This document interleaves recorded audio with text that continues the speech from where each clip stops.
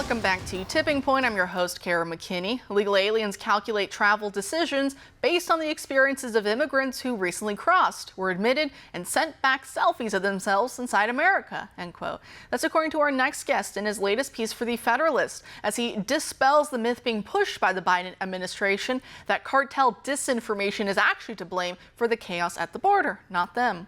On May 1st, a fact sheet from the Department of Homeland Security said border encounters will likely increase because smugglers are lying about the border being open. Then at a press conference held on May 10th of this year, just days before the expiration of Title 42, DHS Secretary Alejandro Mayorkas said, quote, smugglers have long been hard at work spreading false information that the border will be open after May 11th. It will not be. They are lying, end quote. He then announced the department is launching a digital advertising campaign across Central and South America to undermine these cartels and the propaganda they reportedly disseminate. However, a targeted ad campaign isn't going to stop illegal immigrants from coming because it has perhaps nothing to do with the reality on the ground. By and large, even illegal immigrants don't just hand smugglers huge sums of money to cross the border based solely on hearsay or rumors. If you're risking that much, you want to make sure you're going to get your money's worth. Take it from the reporting of our next guest, Todd Bensman, a senior national security fellow at the Center for Immigration Studies, who joins us now. His latest book is titled Overrun: How Joe Biden Unleashed the Greatest Border Crisis in U.S. History. Todd, thanks for being here tonight. Great to be here. Thank you. Great. So you are on the ground right now in Mexico. Can you tell us approximately where you are and what you're seeing? Yes, I'm in Piedras Negras, which is right across from Eagle Pass, Texas. This town is sort of a new center for the mass migration. More and more immigrants are coming to this town and crossing illegally over the river here because the administration, even in this post-Title 42 time, is letting everybody in.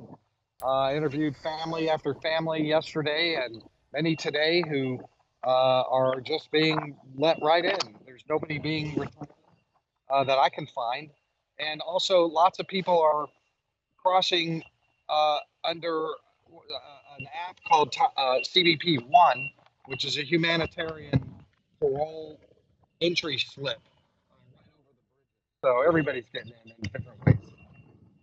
And so as in your piece, as you're talking about the Biden administration trying to deflect criticism from themselves, or saying, oh, hey, it's not us. We're telling everyone the border's closed, which, of course, wink, wink, we know it's not. But they're saying it's all on the cartels and smugglers. And as you write about in your piece, of course, these are lying, cutthroat types of criminals. However, as you also note, they are good businessmen. That's why they have the money in the first place to do what they do. So can you talk about how if they were to lie about the border being open, that would actually kill business, and how really it's the Biden administration and their own policies that have created this mess? Right. I mean, the whole narrative is that the cartels are these con men who are duping these poor, naive immigrants into handing over thousands of dollars in cash, and then they, lo and behold, find the border was closed. Except that would last exactly one time, the first time that they tried to do that, because the selfies go back down the trail and everybody finds out that, hey, these guys are lying. The border actually is closed. Instead, what they find is what I've just been telling you here is that there are myriad ways over that border. It is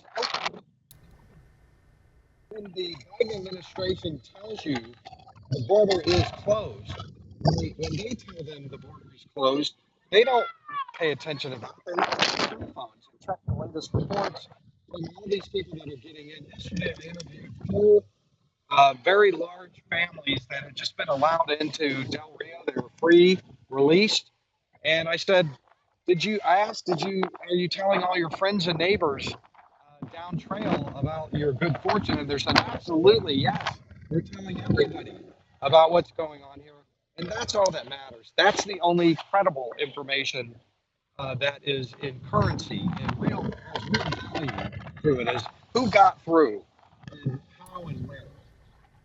So as you're talking about, they're sending selfies back from some of the hotels in New York City and elsewhere where they're being set up. And you're talking about, getting their kids enrolled in schools and sending the pictures of that back to friends and family who are saying, well, so-and-so made it in, Johnny Joe made it in, of course, I'll make it in too. And that's what's really fueling all of this.